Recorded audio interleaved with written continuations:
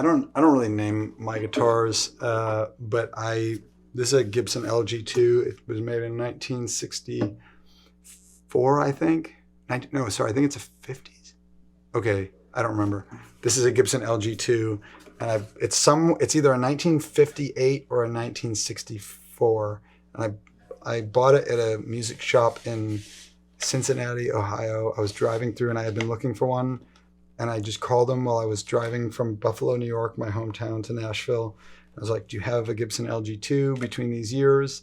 And they said no. And then he called me back and he's like, I actually found one. I think there's one somewhere here. So I went. It's a 4-story shop, and it was like in the tallest story. It was all dusty in the back of the room, hidden.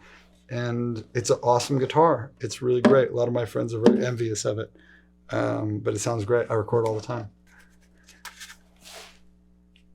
If you were not a musician, what would you be doing for a living? Unemployed, for sure. 100%. Playing tennis. I'm not good enough to make money at it. So, I don't know. I'll probably have to come up with some type of Ponzi scheme. And I don't know. Okay, if I wasn't playing music, what would I be doing for a living?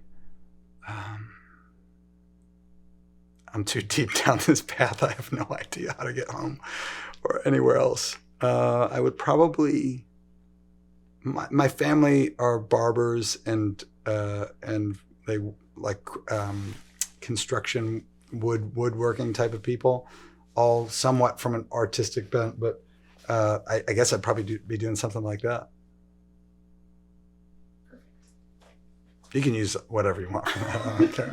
Oh yeah, we can pull a lot Pretty from much that. all of it. The Ponzi scheme. Yeah, I'd probably like come up with some kind of Instagram, fake things, try to steal people's information. No, just kidding.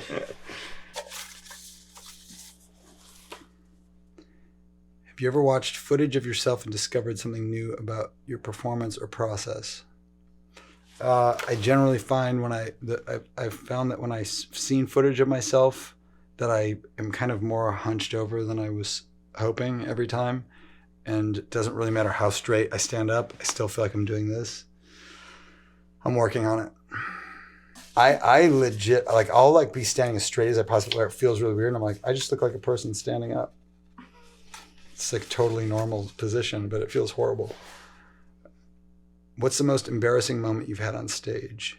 I'd say a moderately embarrassing one that I can think of is when I was in Minneapolis playing a show, but I had fallen asleep when I saw a sign that said St. Paul, and I woke up, we unloaded, I was driving, I saw a sign that said St. Paul, I fell asleep, was sleeping for a couple hours, and then we went to go load in our stuff, and we played the show, and I was on stage, and I was like, what's up, Minneapolis? I was like, what's up, St. Paul?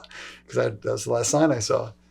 And the lights went off, and people booed, and it was great.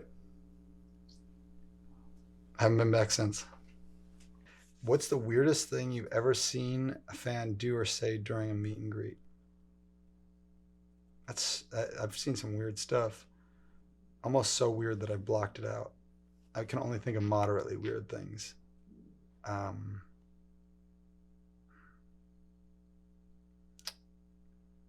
Nothing's coming to mind, but I've done some. I've had some weird things done to me. I'm pretty fine with being hugged and whatever. Sometimes they go too far. I've been grabbed pretty much everywhere.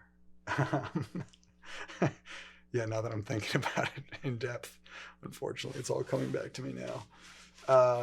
Okay, a weird one that comes to mind was I'll leave all the details open so that this person doesn't feel embarrassed, because it is a great story. But I did a show once, and a woman probably in her 60s at the end of the show came to give me a hug in the line and kissed me right there. Really held it in, and I just didn't know what to do, so I just accepted it. Just a few seconds for sure, at least. Whew. Thought I forgot about it. Do you have any tips for aspiring musicians? That's a good one. practice.